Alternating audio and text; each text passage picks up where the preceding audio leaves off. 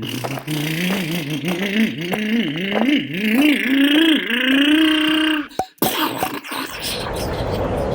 hat!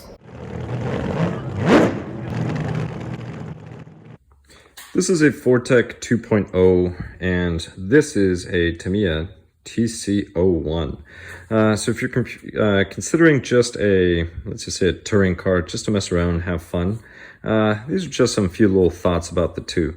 Now, the reason why I'm comparing this is because this is actually a very good deal, but it's a really simple design. This one is a more complex design, and it looks really cool.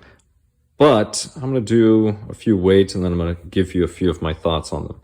Now, those over there, those are electronics. I do have a build for this car. I installed some electronics, but then I pulled them out and I started playing electronic roulette with other cars. These electronics are the ones that are going to go in here.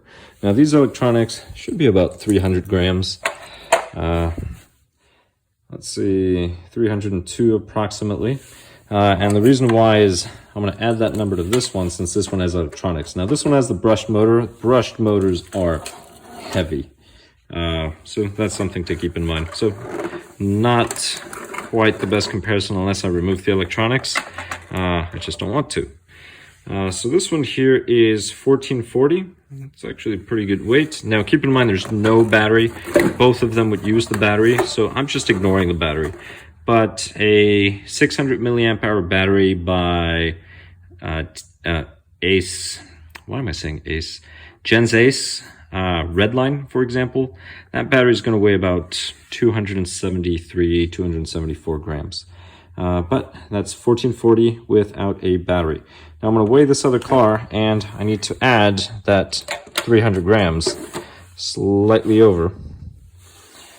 And here we go. So this one is lighter, so that's something else to compare. Now, it's not touching there, so don't worry about that.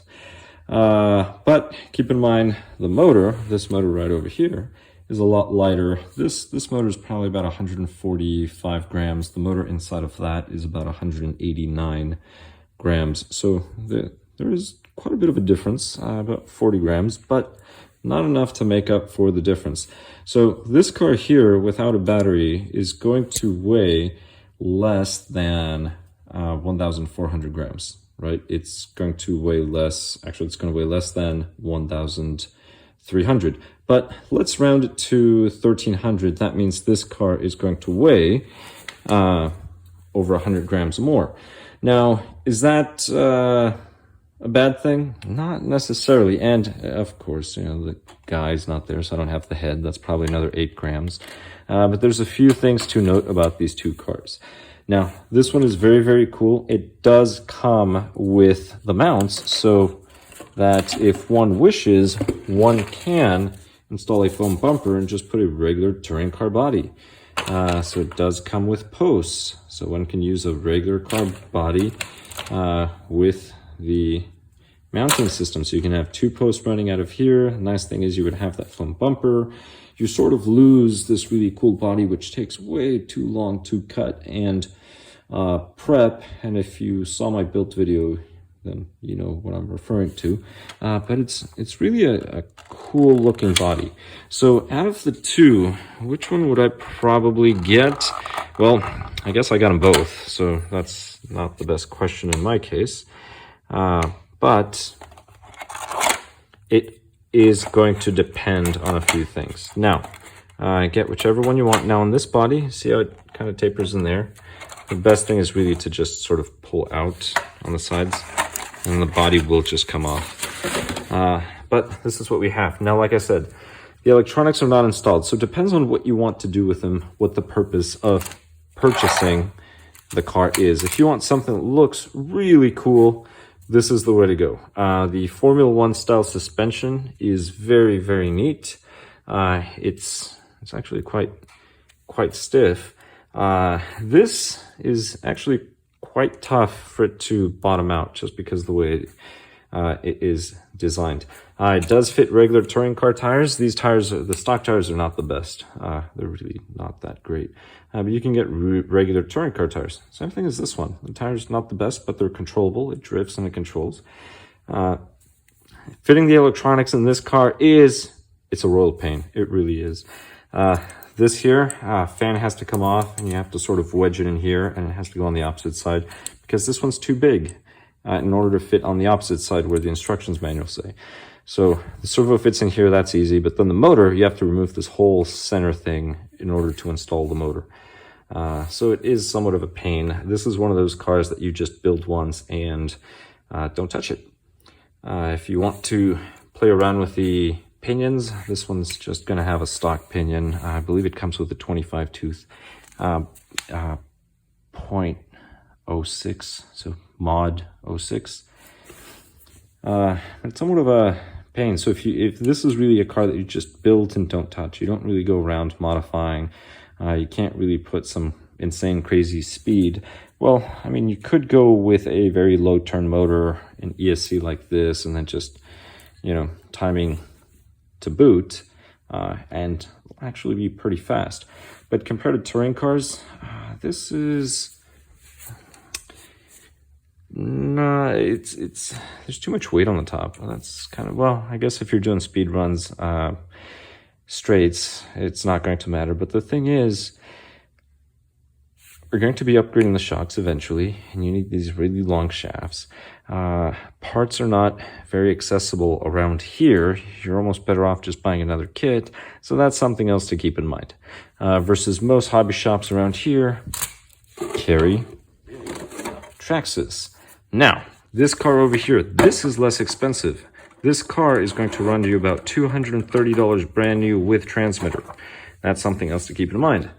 This one comes with no electronics, so hopefully you have a transmitter already and receiver, and then you have to buy the ESC, motor, everything else. Now, if you're planning on modifying the car, I've modified a couple of these, and if you watch my videos with the other 4-tec that is running a Tekin system, thing does over 60 miles per hour on 2S.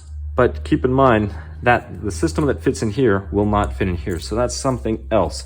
This one you can fit a short course system, which is very neat. So you can get this one up in speed, 2S, and this is with a Tekin Pro4 HD motor, which is the 4300 kV. Now, there's a modification. I show this in another video, how to modify this and everything. 2S, that motor can run for days on 2S. Full pack, no problem, no heat problems, no additional cooling required. Just make sure you lock the front diff, so you need to lock the front one. But that's one of the advantages. This one, price point is going to be less expensive, get you going, for less than 300 US as of this video. That one is over $200. This one's more expensive than this one, and you still need all of the other parts, but it's really, really cool. So it's really going to depend on what you want. To be honest, for just bashing and later on upgrading, this is the better choice. Why? Regular touring car shock, dampers, so eventually you can just upgrade, get some yaw racing dampers, upgrade those with aluminum bodies, threaded bodies as well. You can get a short course system. A system that I really like on the budget side is actually the Hobbywing, the RX8 SET with a 3660 motor. If you want to run 3S, get the 3600 kV. If you want to run just 2S, they do have an option for that, but I would just get the 3600 kV and have 2 and 3S if that's the thing. Although I do prefer 2S. 2S is my thing, which is why Tekin I think is the best, but it's more expensive. For just the price of the ESC, you get the entire combo. Castle Creations also makes some good stuff. That's something to consider, but the main thing is parts are readily accessible for this car, and that's something that's very neat, and they're not as expensive as that one. So those are some of the things to compare. Now, battery, well, that's something else. Here you can get some Velcro style straps, and holds the battery very, very well. Over here, not really, because of the battery mounting system. So the battery mounting system, it's different. It works. I mean, it works. That's pretty much all I can say. But it's really going to depend. If you want something with style, I think this one has by far more style. If you want something that is easy to modify, just bash around with, definitely the 4-tec. Now that you have the weights and some simple thoughts, both of these cars are all-wheel drive, so that's not going to be an issue. This one's a lot easier to replace the motor and the pinions just because of the mounting system. It's just 4 screws. This comes off. This will slide out with the mount. Mount is labeled with letters, AA, BB, etc. Just depending on what gear you're using, put in the correct spot, and you're good to go. So this one's more of the I want to modify and bash. This one over here, you're going to be spending a pretty penny on electronics. Well, I guess that one too, but you're going to be stuck with a 50 millimeter or 52 millimeter motor versus over here you can go to a 60, a 62 millimeter. In the past, one of the things that I actually did was I put the what is it, 6300, I think, the drag motor, the Tekin drag motor in this thing, well, the other one, and on 2S with a 35 pinion, I broke 70 miles per hour, if I recall correctly. There's another video about that as well. Maybe I'll put them in the link. So those are some of the things to consider. If you're looking for just style, something that would make a very beautiful shelf car, I would definitely go for the Tamiya. If you want something that you can just modify, bash, and, you know, crash, break, and then fix again easily, I would definitely go with the 4-tec. So those are my thoughts. If you're considering any of the two, hopefully this video gives you a better idea about the two. So that being said, thank you so much for watching. I hope this video was informative or at least entertaining. I'll catch you in the next one. What? Oh, my hair! My arm! My rod!